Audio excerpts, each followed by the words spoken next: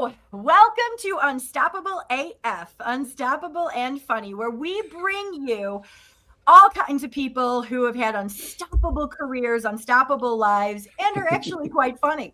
Welcome to cheering up your Monday, well, depending on where you are in the world, and always being able to find us in, well, basically, you just can go and look up any edition you want and watch us when you're having a bad day. Karen and I are so excited to see you. We're so excited for our guest today. We are coaches who help people, but more importantly, we know how laughter is medicine and we want to brighten your day. Take it away, Karen. That's right. Barbie and I just laugh together every single time we talk. And when one of us is having a bad day, the other one can find the humor. And that's what we're here for. And that's why we do this, because I told Barbie, we cannot keep this to ourselves. We have to share this with the world. And so today, our special guest is John O'Brien, Dr. John O'Brien, and he brings over 30 years of experience in the mental health field with a twist. He's not just a licensed psychologist, executive coach, and professor. He's also hilarious and real. Which is our specialty. We love that. We do. We love hilarious and real. John is the author of a new book that he launched. It's Rudeness Rehab, Reclaiming Civility in the Workplace and the Home Space, which I thought was just the most amazing, catchy, clever title. It's full of practical tools to reduce stress and bring more wellness into your life with a touch of wit. And laughter really is medicine, and it really does help us to regulate our nervous system, to calm us. And so, John, we are so glad to have you with us today. Well, Karen and Barbie, thank you so much for having me. And as I said just before we got on air here, that, ever since high school, I've always wanted to hang with the cool kids and never had the chance to do so. And now finally, at almost 60 years of age, I finally get to be with the in crowd and the cool kids. So thank you so much for giving me this opportunity. Loving this. And I was saying how I was the nerd, and just, yeah. And Barbie said, this is the nerd revenge. we are flipping the script and we are becoming the coolest kids on the block. And that's, now all the old cool kids want to be with us. Nope. That train left the station a long time ago. Right. I guess you shouldn't have been mean and dumped my steak exactly. on the floor. Huh? Would have been nice to be a little bit more civil. Maybe they should be reading my book, huh? I think every teenager should read that book. Yeah, you never know. That person you're picking on today could be somebody you need for financial help tomorrow. Exactly. I heard that Bill Gates had that exact same experience. Yeah, I bet you wish you would have been nice to me in high school. Exactly. Yeah. Oh my goodness. Well, tell us about you, John. Tell us more about your life. Well, let's see. So I've been in Maine for almost 30 years and grew up actually in Massachusetts, but we moved to Maine when I was in high school. And then after graduating from high school in Maine, I went off to Boston. I went to Boston College for my undergraduate, went to Tufts University for my master's degree, worked for 2 years as a high school guidance counselor in Wayland, Massachusetts, where I was 24 years old and my students were up to 18 years old. And so parents, when they came to the guidance department to meet with Mr. O'Brien at the time, would walk right by me and be like, "Where is he? Where is he?" I'd be like, "I'm right here." And the assumption that there were rumors on the staff that I was required to grow a mustache at that age so that I would look even maybe a little bit older. So yes, that was quite interesting. But then I went back and got as my father liked to call it, piled higher and deeper, PhD, in Michigan State. And then I lived for a year down in Texas where I did my internship, and that was a whole other world. And not bad for any people who are watching from the South. I love people from the South, but I had to learn to say things like, what's the difference between y'all and all y'all? There's an important difference there. And the use of fixin' to, that was really essential to my cultural development. And then I moved back to Maine after that, and I've been here ever since.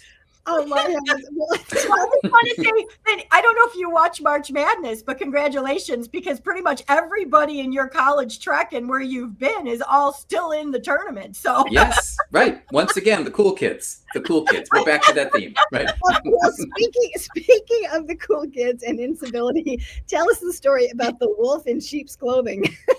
Oh, this was interesting. So, this is several years ago on a Friday. I was doing a 6-hour training, 6, right? So all day. And I had to drive 2 hours outside of Portland, where I live. By the way, just to make sure this is clear to your viewers, I'm in Portland, Maine, not Portland, Oregon. Not that I'm bitter or anything, but anytime I say I'm from Portland, Maine, people immediately say, oh, I love Oregon. And I have to say, me too, but I'm not from there.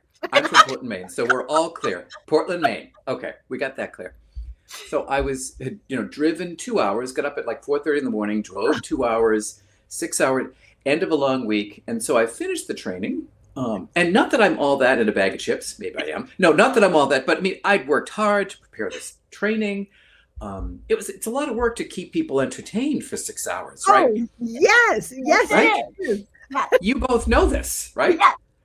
So I finished the training, and people had asked questions, and then as a group, and then we wound down, and people were coming up and saying hello and thanking me for the training or asking specific questions. And so this woman came up, and she was a clinician, and it's hard to tell here online, but I'm not a tall person. So I'm a rather shorter person at 5'7", but this was someone who was several inches shorter than I am. So, but she was this, had long kind of, hair, and was, attractive, and she had these big eyes and a great smile. And she came up and she said, oh, John, I really enjoyed your training. And I said, yeah? And she said, yeah. Once I got beyond your incredible sense of narcissism, I really learned a lot. My word.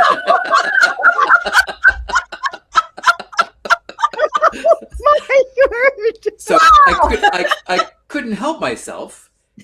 Before it was like an out-of-body experience. Before I realized I was saying my narcissism, and she said, "Yeah, you were like telling all these stories from like your life," and I'm thinking to myself, so I'm supposed to be telling stories from your life? But so anyway, I caught myself after this. Storytelling credibility. Yeah, exactly. Right. Exactly.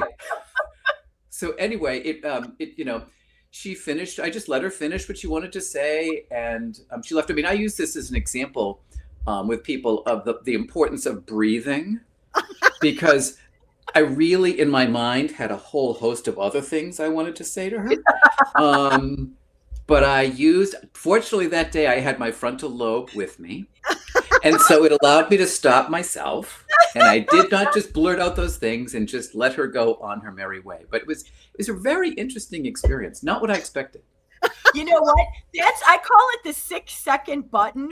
When I was on radio, I used to picture a 6-second pause button on my brain so that I could hit it metaphorically and not say what came to my mouth sometimes with callers on the phone. Yes. Yes. Because, the FCC has rules against some of these things.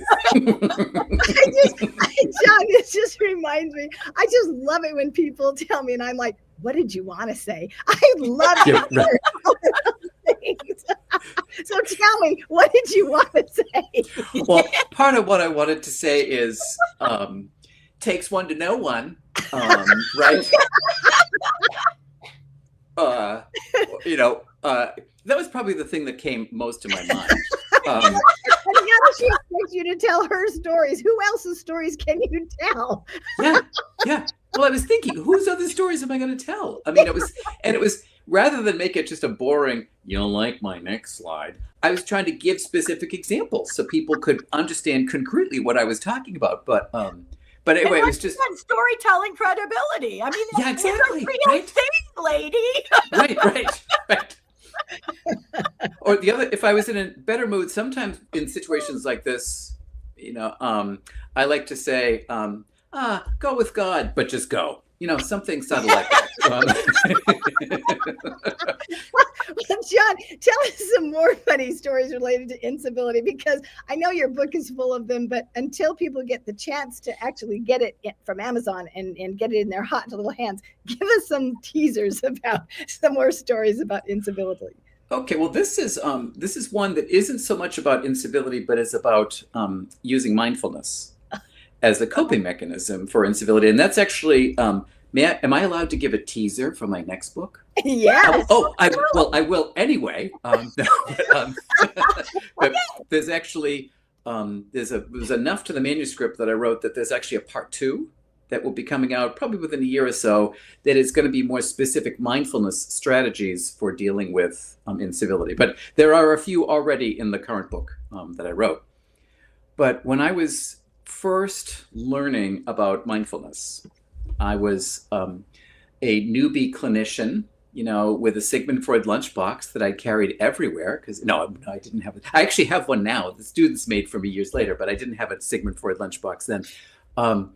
But I went to a training on a set of skills to help people who were chronically distressed and having significant angst.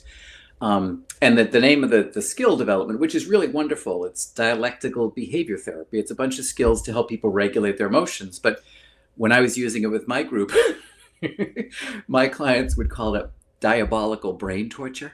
And I would say, yes, it's diabolical brain torture for your own good. But it's a set of skills, but the foundation of the skills is mindfulness. Yeah. So we were at a training, 5-day training in Portland at a conference center to learn these skills. We did that two sets of that. And important fact, this conference center was right across the street from my gym at the time. Okay. And gyms where they have like big windows that you can look out on the street, and there are treadmills or whatever. There's all these people that are faced towards the window so they can see everything. Hold that in your mind. So we were doing all kinds of mindfulness strategies they were teaching us. And on this particular day, the leader in the middle of the day got up and said, we're going to do mindful walking. Okay, we're going to do mindful walking, gang. And so what I want you to do is I want you to walk heel to toe. Be very focused on every part of your body and that's moving, and have your attention totally on that. We're going to be in single file, and we're going to do this silently so you can be completely focused on the process of walking. Sounds great. Okay, so I'm like, I'm all in. Yeah, we're going to walk. Okay, so we start out, and I'm mindful of my walking for about 10 seconds. And then I start thinking, I'm kind of hungry. Are there any snacks here? When are we gonna, is it lunchtime? It's not lunchtime yet, but who has what snacks? So I'm looking around the room, but I'm supposed to be focused. So back to the focus. And then I'm seeing other people are really focused, and I'm thinking, everybody else is so focused. How can they do this? I can't do this. And then I look and I see my supervisor up ahead of me, and Emily, and I'm like, God, Emily is so focused. Figures, she's always doing stuff better than I am. So then I'm trying to bring my focus back. But here's where it gets interesting.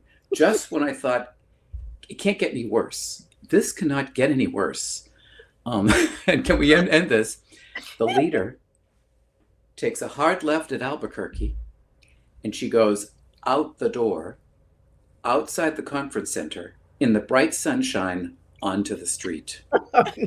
And we are 150 people walking single file silently along the street right across from my gym, where I'm like a regular gym rat there, right? So I know people, and I'm thinking, oh my God, everybody is seeing this right now. They're looking out the windows and they're looking, hey, Joe, check this out. Check this out. There's some sort of religious group over there. Oh, maybe it's a cult. Could be a cult. Check them out. And then he's like, wait, isn't that John? That's John out there. John's part of the cult. Oh, we got to go rescue him. I'm just imagining all this stuff in my mind. So it was a horror show until the leader brought us back into the building. And we were able to then, and naturally, of course, therapists, they made us process, like, how was that for you? My hand went in the air immediately, and I told them all about how distracted I was, and I couldn't do it. But what the leader said is, mindfulness is not about being perfectly focused. Mindfulness is about noticing where your attention is at, and you did. So, and it was all over the place. Oh, instead of failed. Well, it just makes me, just the image of all of you heel to toe, because it's such an unusual way to walk. And it's like little ducks, all these exactly. Little ducks. And it's a people fishbowl. So, literally they're on treadmills watching the fishbowl go by, and then they see their fish, John. They're like, wait a minute. What the hell are you doing? Yes. So slow. You walk so slow at that, just barely sticking your foot, Yes. And 150 people not speaking. Like, how often does that happen in public, right? So I was going to just keep walking. Like maybe I won't go back in the building. I'm just going to walk out of here. But I went back and we had a good laugh. Oh my goodness. Well, tell some more incivility stories. Especially, okay. I want to hear about the first therapy session with an adult. Oh. I got that teaser from you, but without knowing the full story. So please, I need to hear that one. Okay. All right. So I was, I'd gone to Michigan State to start my PhD program. Now, I had already gotten a master's and had worked for 2 years doing counseling with high school students. And I'd done therapy prior to that with kids and adolescents, and had the scars to prove it. God love them. Adolescents are not the easiest. But so I'd done therapy before. And so this was not my first rodeo. However, and this was with college students. So it was the second year. The first year is all academic. And then in the second year, they turn us loose, the doctoral students, to do therapy with, college age students in the counseling center. And all of us had experience, so I had that to draw on. But somehow, when that date was approaching for my first therapy session with an adult client who was 18 or 19, I'd worked with 18 or 19-year-olds, but it was like in my mind, all of a sudden this became completely different. And now it was serious. And now I really needed to know what I'm doing, right? And so all this is building and building and building. So I greet this poor guy. I greeted him, and I get into the room. And after about, I was able to ask him, tell me what's going on. But then, so he's, told me the presenting, concerns about, relationships or whatever, and dealing with friends. Well, I was so in my head about, oh God, what's the right thing to say? What should I be saying right now? Should I say something comforting? No, maybe I shouldn't say something comforting. Maybe I should say something that's exploratory. No, maybe not that. And meanwhile, there are these pauses, and he's just looking at me.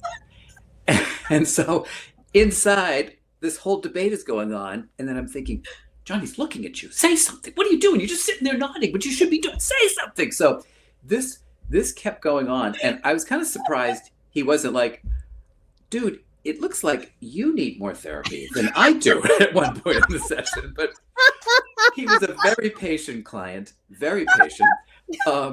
And so it was just torture to get to the end of the hour. But even worse was that all of our sessions were recorded, which meant that the assignment was you then had to listen to the recording. But I also knew my supervisor was going to listen to this recording. So as I was walking out of the session that day, part of me was thinking, how far can I get on foot? Maybe I'll just keep walking. Maybe I'll just like Forrest Gump, just keep walking somewhere. You do the mindful walking out the Exactly. door. Exactly. Yes. Just heel to toe, John. Heel to toe. Keep going. John, So- I went to a therapy session like this. This didn't say anything. And finally, I just stopped and I said, I don't need to. I could talk to myself in the mirror. It's just like, what in the heck? Yeah. That's right. But they probably were having that same debate in their heads. Yeah. Like, fortunately, he did. I mean, I did have a wonderful supervisor who made the whole process not humiliating. We talked about it, and it was like, he put his hands on my shoulders and he said, "John, your mission is to go be human." I was like, okay, I can do this. I can go be human. So I did that. And from there, I mean, it unrolled from there, but it was quite funny and quite memorable. This whole debate going on about what's the right thing to say right now. Oh, and how we can get ourselves caught up in all of that. Yes, we can. Yes, we can. But that's the story I tell at the beginning of the chapter on active listening.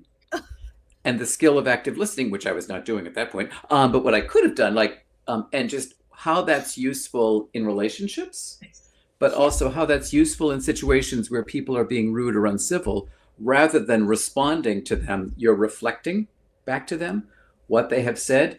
And then you get to see, do they realize what they have said and they rephrase it, or do they double down on their rudeness? But you're giving them the grace to either get out of the trap or bury yourself in it. Yes, exactly. But it also gives you time to be thinking about what you want to say if they double down. Yes. Right? Yeah, boy, that is really funny. Oh my goodness. Well, I know you have so many because you have written a book. So tell us more. Well, let's see. You have to tell the arcade wisdom you were. Yeah, I was going to say, what is arcade wisdom? Because I saw that too. So this goes back. Let's go back to when I was a child. How about we do that, right? Actually, maybe this is a therapy session. You guys are doing therapy with me. Just let me know where I need to send my insurance card. Thank you so very much. Well, I'm more interested in where to send the bill. That's right. So I am the younger of two children coming from a Catholic family, and my sister was 5.5 years older. To the day. My mom planned that quite well. Yes, to the day. So she's the 27th of December. I'm the 27th of June. So, but growing up, we went to a small Catholic school and in Massachusetts. And so it was every year my hope that somehow the connection to my sister would somehow fade from the new nuns' awareness. Because you see, my sister, she loved to talk, okay? And talk a lot. Talk before school, talk during school, talk after school, right? She was a talker. So, and often disrupted the nuns' lesson plan. Not intentionally, but just because she was so enthusiastic about either maybe talking about the topic that was being addressed in the class or something completely different, right? I was the same way. I totally understand that. Yes. So she was a big talker. But every year it was the same thing.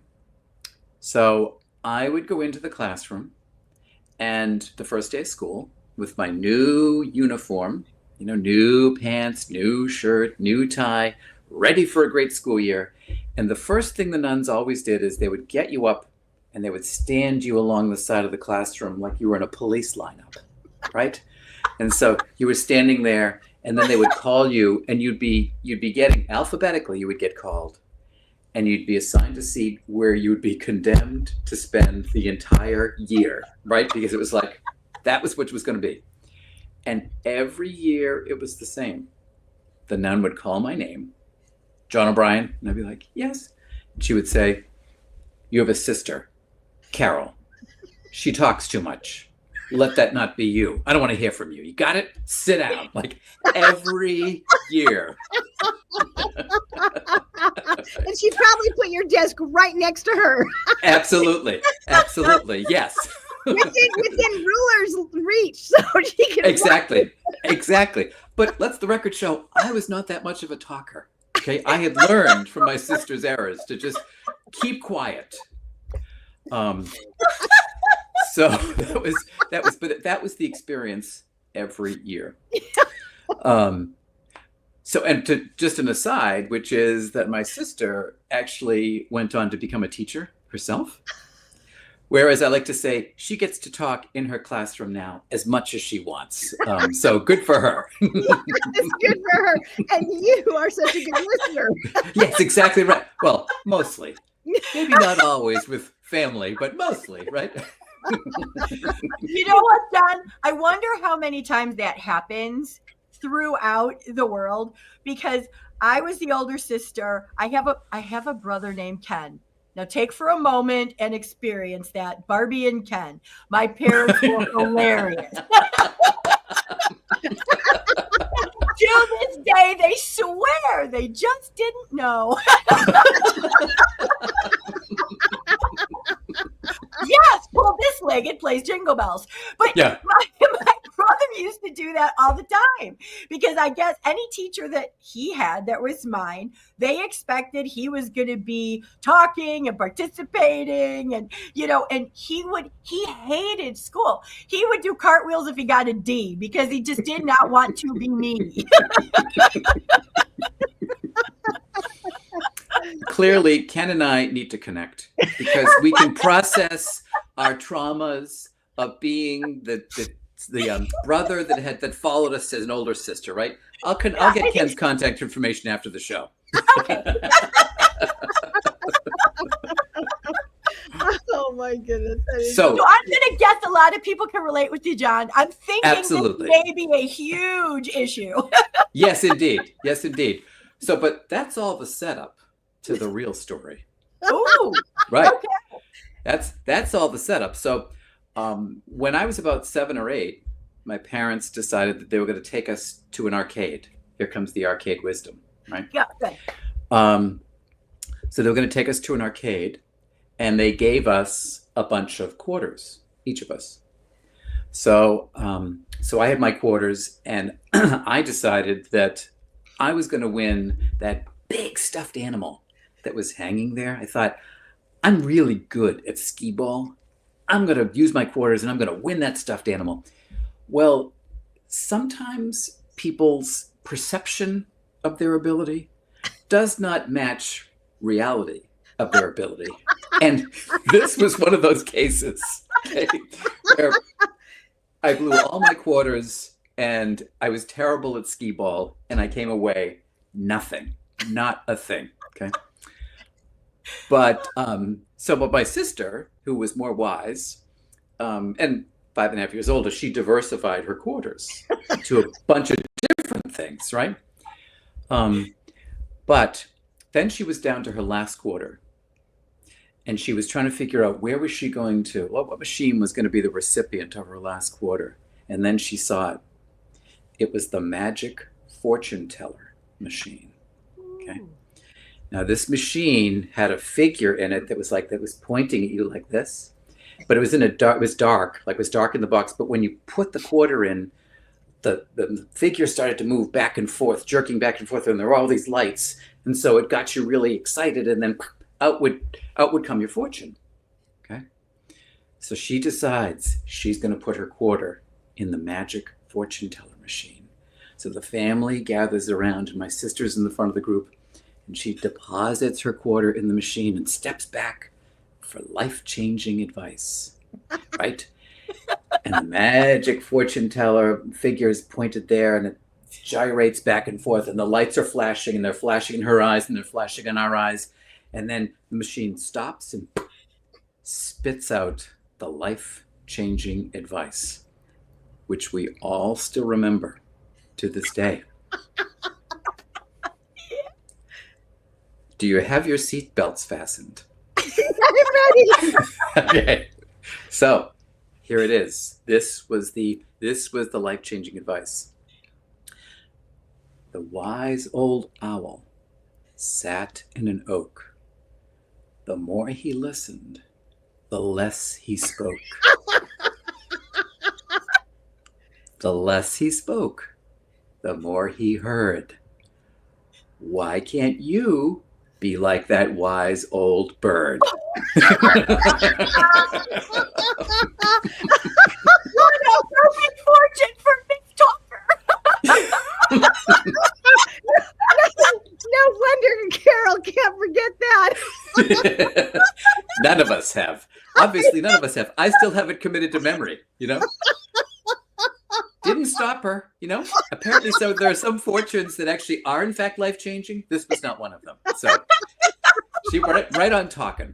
I get that when that comes up at family get-togethers, that it just sends everybody into gales of laughter. It totally does, including my sister. She's a good sport about it. We all have a good laugh about some of that. That is really great. So perfect. So Yeah.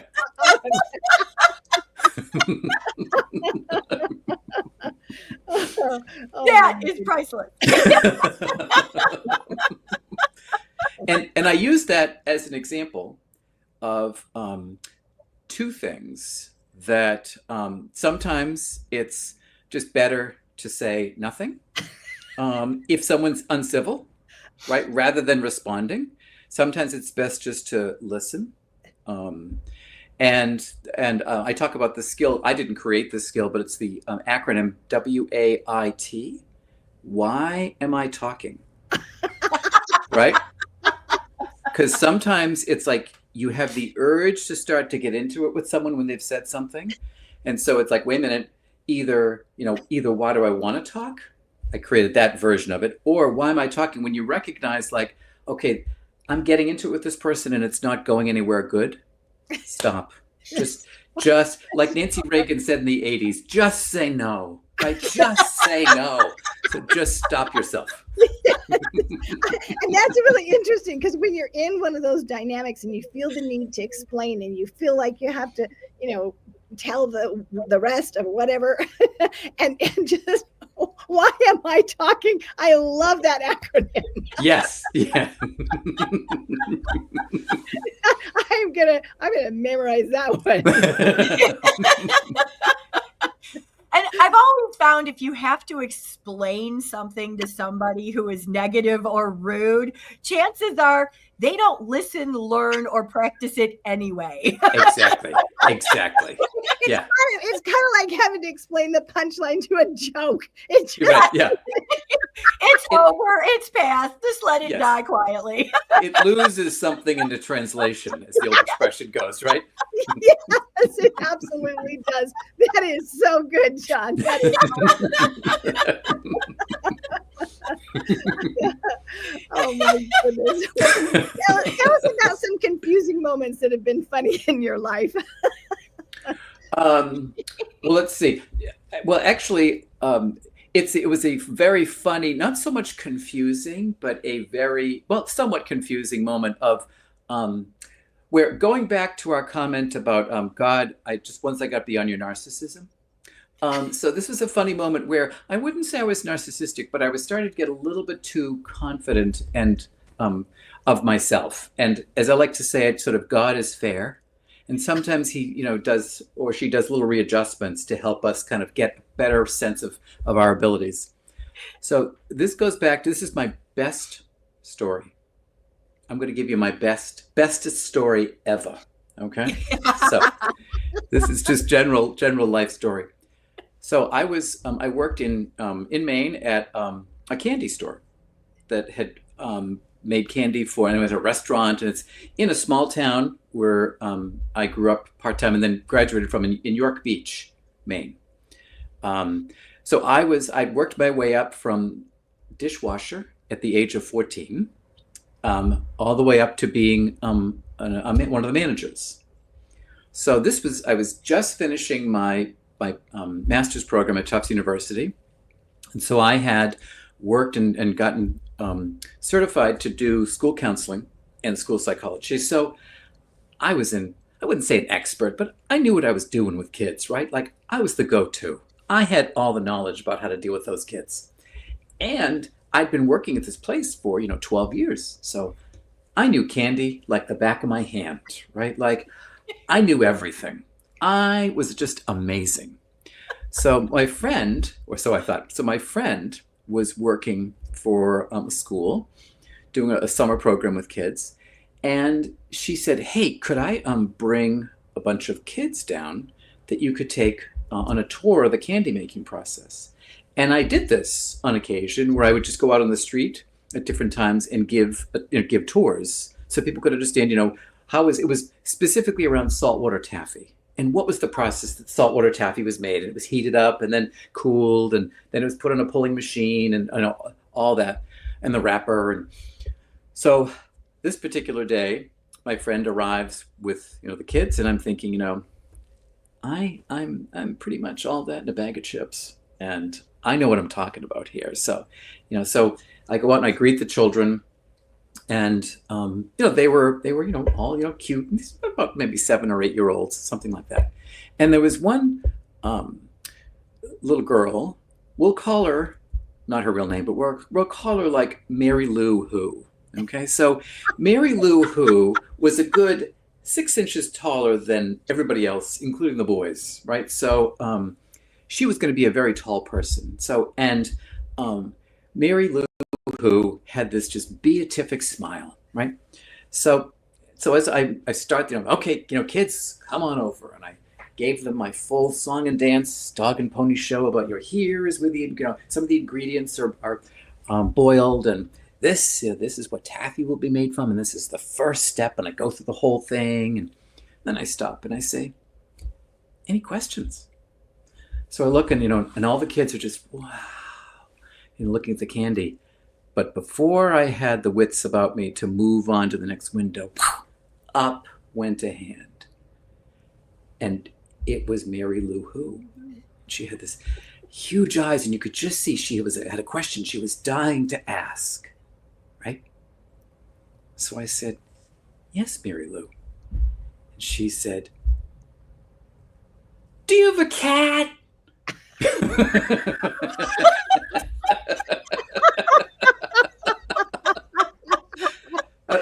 I was like, what? Yeah. Like nothing about the candy making process. Do you have a cat? And I said, well, we used to have a cat, but no, we don't have one anymore. Next window. So, so completely threw me. So then we get to the next window, and as I'm doing my song and dance about the stuff's getting poured out of the cooling trays, I thought, oh my God, what are you going to do if she asks you something else? So I'm totally distracted, and then I finish and I turn, any questions? And nobody else asks a question. But at this point, Mary Lou Who is like right in front. So her hand goes in the air. So it's not like I can ignore her or pretend I didn't see her, right? So I'm thinking, so I said, yes, Mary Lou, you have a question? I said, go ahead. She says, we have a cat. His name is Fuzzy. I said, oh, okay. So needless to say, through the rest of the tour, at every window we stopped at, Mary Lou Who's hand would go in the air, and she would give another factoid about Fuzzy the cat and how cute or talented or amazing he was. So I have never forgotten that tour, and I felt about this big when I finished the tour. So, as I say, John, God what is you fair. needed was that little piece of paper from the fortune teller to hand to Mary Lou.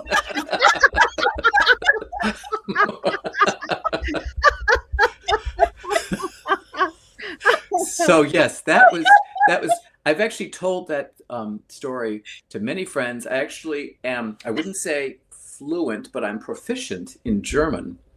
Um, and I have told that story in German, and I have people in Germany who still, sort of laugh about, haben Sie eine Katze? That's German for do you have a cat? So it's one that is internationally recognized. It's a well-known story of my life.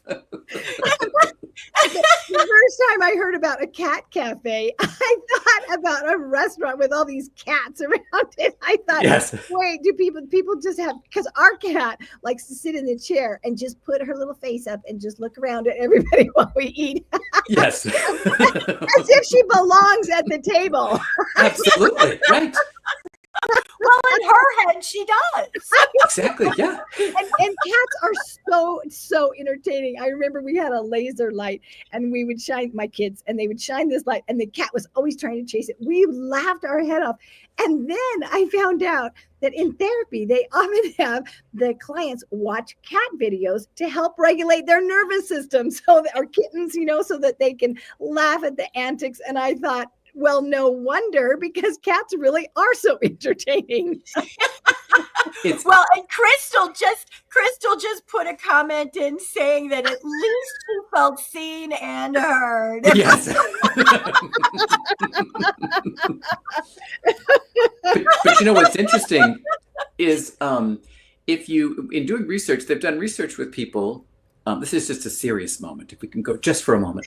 Yeah. But if they've done research when, if someone's doing a difficult math problem in a room, they bring in their loved one with the idea of that's going to help the person's stress level reduce, right? When they're doing difficult math, their stress level actually increases, even when their life partner or loving family member comes in the room. But if you bring their dog or cat in, their blood pressure and stress level goes down. Yeah. So there's something magical about pets in our lives and so having the opportunity to kind of use that for stress management is absolutely critical. Yeah, and 100%. And in the medical world, they found that if they brought in animals to the hospitals, they could reduce the pain medication for the patients. And so they took less morphine. But then the problem was, wait, what do we do with all this cat hair and dog hair? Right, exactly. And so they settled on bunnies. They were like, okay, bunny is small enough. It doesn't shed that much. But I think it's really interesting. But just petting that soft fur, can just calm the nervous system, but reduce pain. I mean, that is so powerful. So it is. Yeah. Yes. It is. And I would, every Friday, Huffington Post has a collection of the funniest dog and cat tweets of the week. And I always look at that at the end of the week as a source of enjoyment and relaxation. I never let a week go by without doing that, because it is just, I end up just laughing so hysterically. It's just a wonderful stress relief. So I endorse it completely. Yes, you endorse it. And you think of Mary Lou Who every time. I do. Exactly right. Do you have a cat? It just lives in infamy in my mind. But you know what? That's the beauty of kids. Anytime I work with a group of kids, it's like being on the Second City stage again, because you don't know what's coming out. At the Second City stage, people plan how they're going to heckle you. But with kids, that's just a natural thing. And you have no idea what's coming out of their beautiful little heads next. Exactly. Yes. It's like a gumball machine. It just comes out, right? I was in a dressing room. I was pregnant and I had my little 5-year-old daughter with me, and I was trying on this it's like a jumpsuit. I don't know how you describe it. It's like overalls, but it's the whole thing. Anyway, we used to have those a long time ago. And so anyway, I thought it was kind of cute, and I said to her, what do you think? What do you think about this outfit? Raise your Will Robinson. Raise yourself. Exactly. And she says, you look like a clown. How bad did that get back on a hanger? Well, the funny thing was the whole dressing room just busted up laughing. Everybody poked their heads out the window. And I'm laughing my head what else? All the ladies and I just laughed and laughed and laughed. And I came out in the outfit so that they could see it. What you don't know is later that day, everybody who had been trying on that outfit put it back.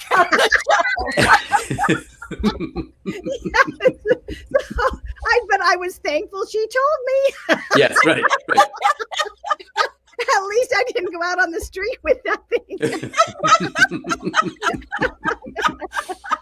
What's the old expression? Don't ask a question that you don't want to know an honest answer for, right? Just don't ask the question if you don't want to know the answer. Kind of like a court situation. prep the witness. Yeah, I do appreciate honesty because I'd much rather know. Yes, absolutely. Oh. Yeah, I went to a party with back when I was first married and I was wearing a skirt that was I being really picky myself, or it didn't really not look good. So I asked, does this skirt look okay? Because I was really unsure. I didn't like it. And so he's, oh, it's fine. Let's go. So we're in the car, just about there. And he says, you know what? Don't wear that again. It makes you look dumpy. Thank you. I'm like, that was what I asked you before we left the house.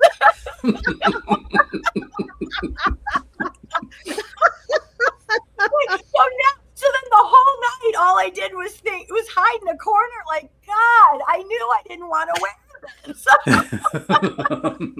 So, what's the lesson? If you feel something, don't assume. Just take it off, put something else on, and get into something you feel better in. Absolutely. Yes. And don't ask somebody else for an opinion you already know in your head. Exactly. Yeah, right. Crystal said, kids say the darndest things. No filter. Rompers are a hard look to pull off.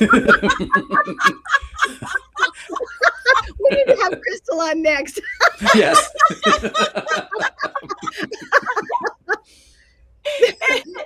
It is so true. It is so true all the way around. And just I'm sure that there were things that came out of some of the kids at school's mouths that you were just like stunned and surprised, but they at least were older. Yes, absolutely. And you were more prepared. I was more prepared. Yes. Well, John, I have to know, I know you traveled a lot. Now you're going to go on book tours. And so what are some things that you maybe mishaps that you've run into, like at hotels or flights? Because those are always interesting stories. Well, I recently was in Charleston, South Carolina for a conference, and beautiful city. I'd never been there. Really beautiful city and very friendly people. They were even friendly to a Yankee, which was very nice of them, huh? Very nice of them. Awesome. Maybe because I had lived in the South before, so I had learned to mix it up with, my friends from the South. So they were very comfortable with me, perhaps. And you knew the difference between y'all and all y'all. Exactly. Yes. And where, in fact, to use fixin' to, which is also very important, right? Yes. But so I'll give it the short version, which is that I was supposed to fly out on a Thursday morning at 5:45. And the night before, I got a text message that said, your flight's canceled and it's been moved to 12. So then I get to the airport at 10 and my flight's going to be at 12. And then as I'm there at about 11:30, I get another text message that says my connecting flight has been canceled for the flight I'm about to get on. But then I went up and they bumped me to a different flight. And then that flight was late leaving. And because they said it was a full flight, but since it had now then started to snow, they were going to take 15 people off the flight. So I'm crouched down behind my suitcase thinking, please don't pick me. Please don't pick me. Because I was one of the last ones on the flight. But I got on the flight and anyway, we had to de-ice. So we got late. We got in late to Philadelphia, which meant I missed my connection. And then there was all this drama there. Anyway, when my flight finally left at 9:15, just before the flight left, a woman said, just so you know, the good news is your flight's going to be leaving soon. The bad news is there are no working bathrooms on this flight. So you better go because you won't have a chance to on the flight. And I'm thinking, really? This is the way I'm going to end the day? But so then I finally get to Charleston, get my bag, get to the hotel. It's like 12:15 a.m. And I have to be up the next morning at 7:30. But I got unpacked and I finally settled down at 1:15. And just as I get ready to go to sleep, chirp, a smoke alarm battery had gone out. So, but fortunately it was outside. I wasn't in my room, it was outside. I thought I can sleep through this. But so the next morning, I get down to the front desk. Here's where it gets good. And I said to the woman, oh, hey, good morning. Thank you so much for your hospitality. Beautiful hotel. But I did want to let you know that there's a smoke alarm up on the 4th floor near my room that's chirping. At which point she said, well, now, dear, now you see, the reason that those smoke alarms chirp is because the battery is low. So hopefully now someone will find that. Did it ever get changed the entire time I was there? No, it kept chirping. And friends of mine have been like, I would have gone back to the desk and demanded, but I was kind of like entertained by the whole thing. I thought, but the best part is I imagined her going home that night and saying to her family, y'all, I met the cutest old man from up north today. Bless his heart, he did not know why a smoke alarm chirps.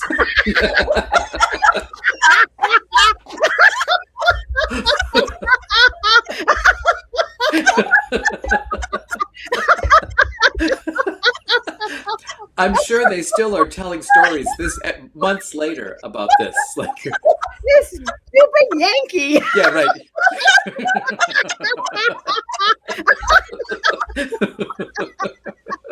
Oh my goodness.